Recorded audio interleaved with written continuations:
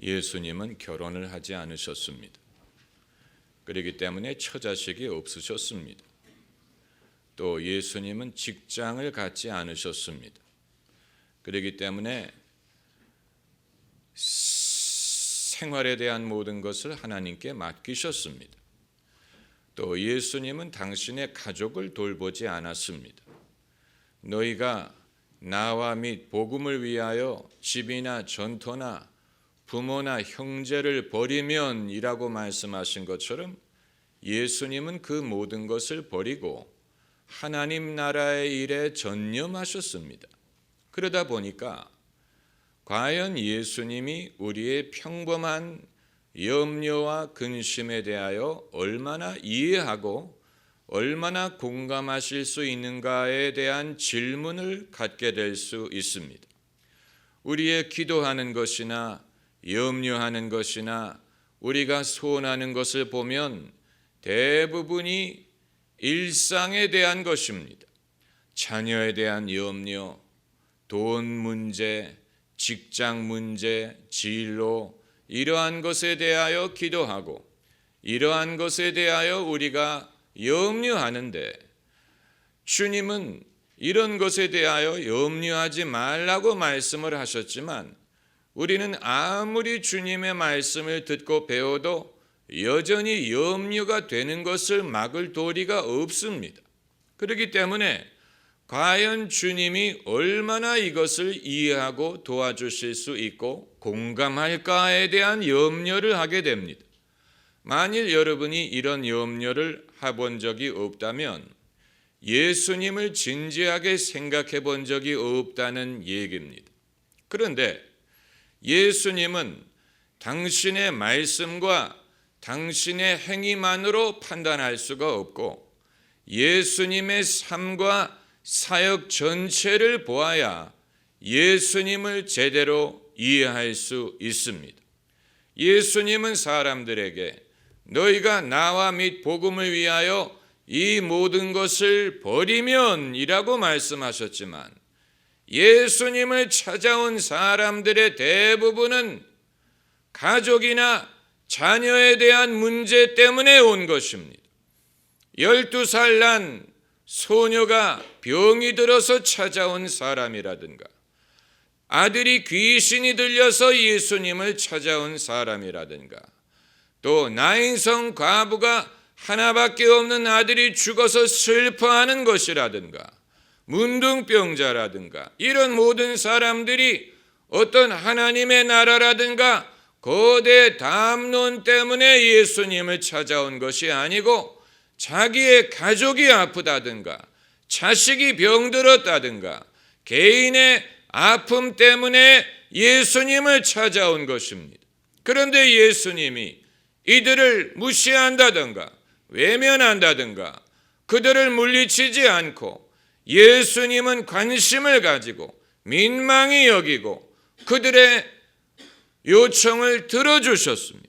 어떤 경우는 내가 가서 고쳐주리라 이렇게 친히 초청하지도 않았는데 예수님이 찾아가신 적이 있고 나인성 과부의 경우에는 그녀가 우는 것을 보는 것뿐이었는데 예수님이 직접 그 아들을 일으켜 주셨습니다. 그것뿐만이 아니고 예수님이 어떤 사람의 믿음을 칭찬하셨느냐 니고데모처럼 어떤 공식적인 신앙적인 주제에 대하여 예수님께 의논을 하기 위하여 온 사람을 칭찬하지 않았어요. 또 부자 청년처럼 내가 영생을 얻으려면 무엇을 해야 됩니까? 라고 점잖게 물은 사람을 칭찬하지 않았습니다. 그럼 예수님이 누구를 칭찬하셨느냐? 자기 자식처럼 귀하게 여기던 종이 중풍을 앓고 누워있을 때 백부장이 예수님을 찾아와서 내 종이 중풍으로 심히 괴로워하나이다. 그래서 예수님이 내가 가서 고쳐주리라 하셨더니 주여 나는 주님을 내 집에 모실 수 없습니다. 말씀 하나 없어서 그리하면 내 종이 낫겠나이다.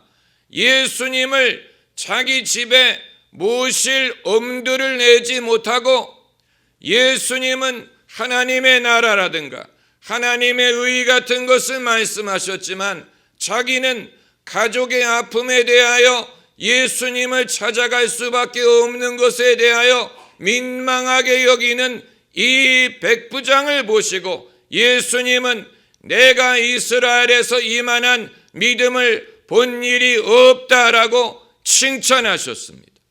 또 언제 사람의 믿음을 칭찬하셨느냐?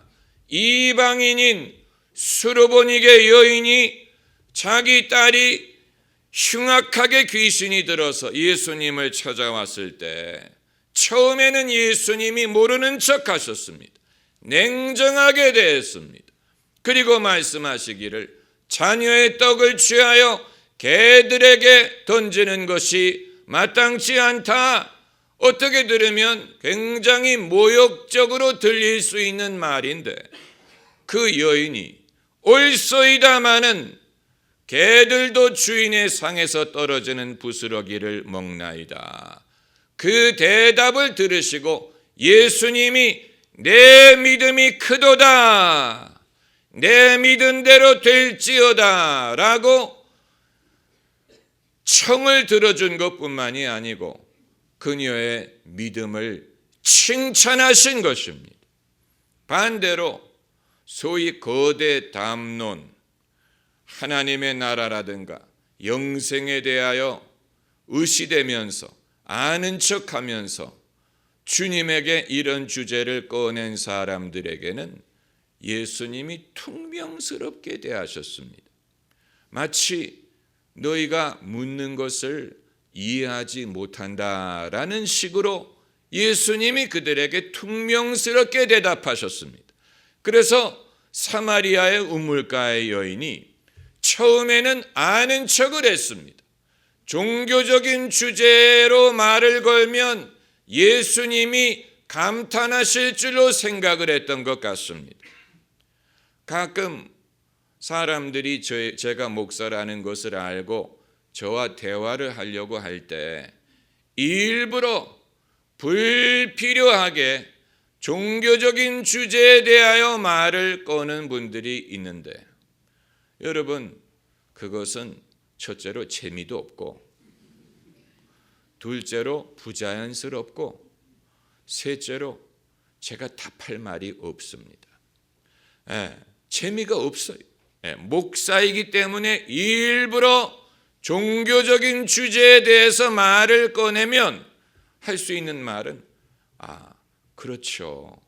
그 말밖에는 할 말이 없습니다. 그리고 마음속으로 이분이 평소에 그런 생각을 하기 때문에 이 말을 하는 것인지 아니면 내가 목사라는 것을 알고 일부러 아는 체 하기 위하여 이 말을 하는 것인지 헷갈립니다. 예수님도 그러셨던 것 같습니다. 그래서 이 우물가의 여인이 유대인들은 예루살렘에서 경배를 하고 우리 사마리아인들은 여기서 경배를 합니다 라고 아는 채 했을 때 예수님은 거기에 대하여 별로 관심을 보이지 않고 그 대신 내 남편을 데려와라 그러셨어요. 그러니까 정말 너의 중요한 문제는 다른 데에 있는데 왜 그것을 말하려 하지 않고 괜히 내 앞에서 아는 척을 하느냐. 내가 땅에 있는 일도 알지 못하면서 어떻게 하늘의 일을 말하려고 하느냐. 많은 사람들이 이 아는 척하며 의시되며 말하는 것이 자기의 주제를 모르고 하는 말인 것처럼 예수님은 여기셨던 것 같습니다. 예수님은 차라리 사람이 예수님 말씀대로 하나님의 나라나 의에 대해서는 아직 미칠 준비가 되어 있지 못하지만 나의 간절한 문제에 대하여 한편으로는 민망하게 여기면서 또 한편으로는 간절히 주님을 찾는 모습 속에 진정한 인간의 신앙을 보시고 그의 정직함을 보시고 그리고 그의 믿음을 칭찬하신 것입니다. 그렇다면 사람이 예수님을 믿을 때 결국 예수님이 우리의 현실적인 문제에 항복하실 수밖에 없다는 말이냐? 예수님이 인간의 현실을 수용하고 우리를 돕는 차원으로 내려오신다는 말이냐? 이것은 아주 중요한 문제입니다. 제가 주님의 은혜를 중점적으로 설교하는 것에 대하여 어떤 성도님들은 그럼 그냥 그대로 살아도 된다는 말입니까? 이런 식으로 대꾸하는 분이 있다고 하는데 그것이 아니에요. 그러나 거기에 대한 진지한 생각을 요구합니다. 오늘 본문에서 해답을 찾을 수가 있습니다. 예수님이 부활하신 후에 베드로에게 3번 내가 나를 사랑하느냐라고 물으신 사건입니다. 여러분이 많이 익숙한 성경 구절일 것입니다. 그런데 15절을 보면 이제 예수님이 물으시기를 요한의 아들 시몬아 내가 이 사람들보다 나를 더 사랑하느냐? 이 질문은 딱 한 번 하신 것입니다. 이 사람들보다 나를 더 사랑하느냐? 이 사람이란 말 옆에 1이라는 숫자가 있고 그걸 따라 내려오면 혹 것들보다 이 말은 이 사람들보다라는 뜻이 될 수도 있고 이것들보다라는 뜻이 될 수도 있다는 말입니다. 예수님이 비교하신 것입니다. 사람들이 이 사람이든 이것이든 사랑하는 것을 부인할 수는 없습니다. 사람마다 자기 자식도 사랑하고 자기 직장도 사랑하고 취미도 사랑하고 여러 가지 자기가 좋아하는 것들이 있습니다. 그것을 부인할 수 없습니다. 주님이 묻고자 하시는 것은 내가 이것들보다 나를 더 사랑하느냐? 한번 따라해 보세요. 더 사랑하느냐? 주님이 알고자 하시는 것은 그것입니다. 내가 직장을 사랑하든 자식을 사랑하든 신랑을 사랑하든 좋은 것인데 그것보다 나를 더 사랑하느냐?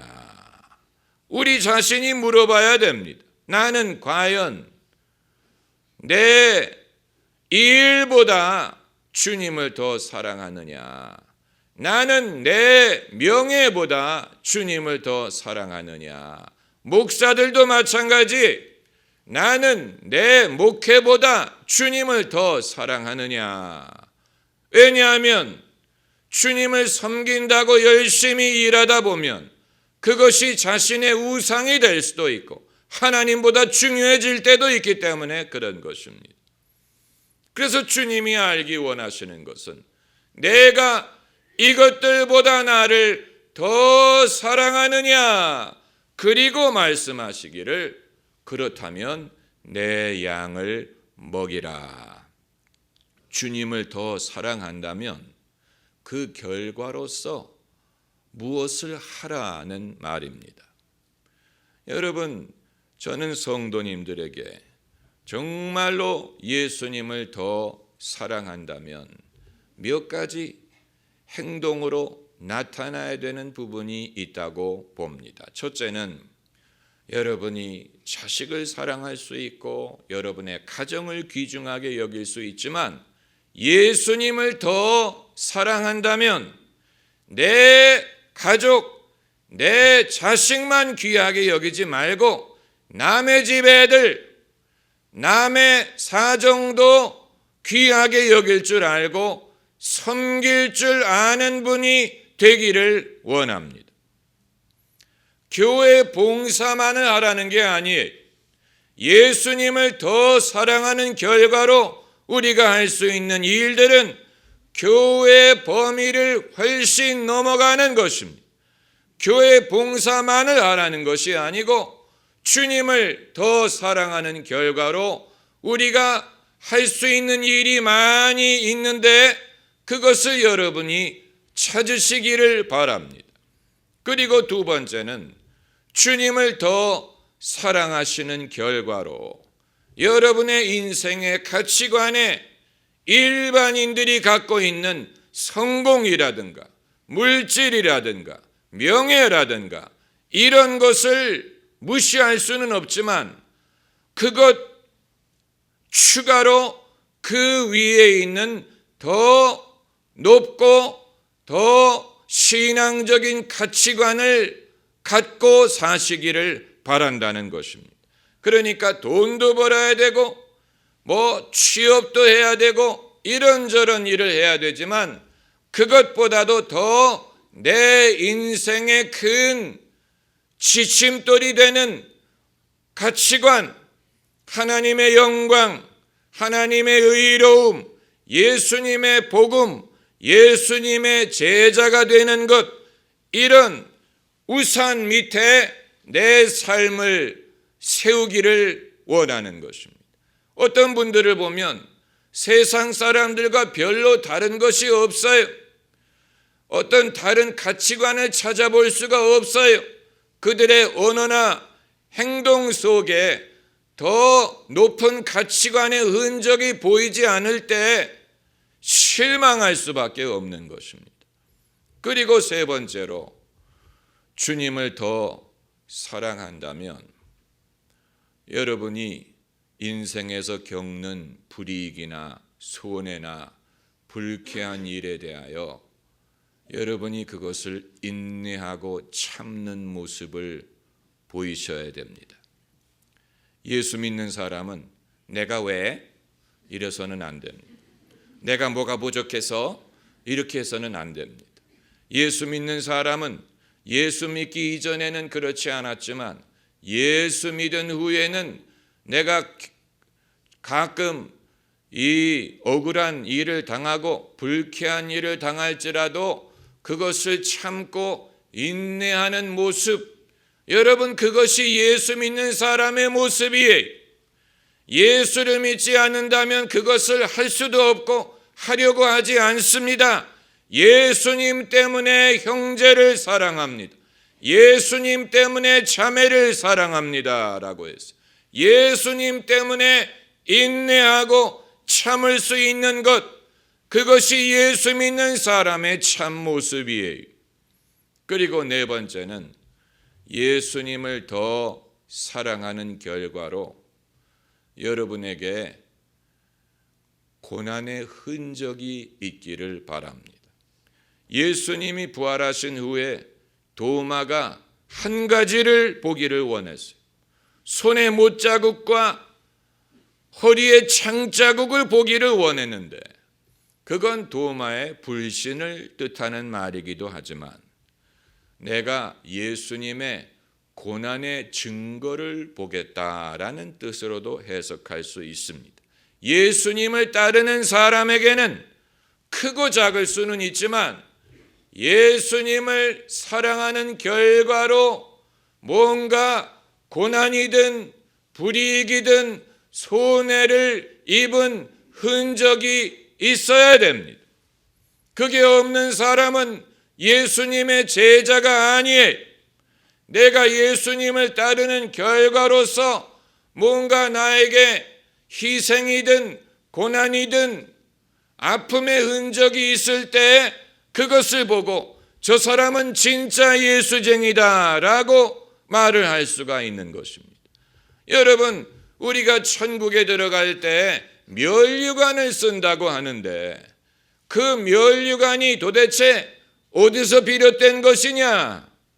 이 세상에서 예수님을 믿는 믿음으로 말미암아 손해를 본다든가 괴로움을 당한 적이 있을 경우에 그것이 천국에서 면류관이 되는 것입니다. 이 세상에서 예수님 때문에 받은 고난이 없는 사람은 천국에서 면류관이 있을 수가 없습니다.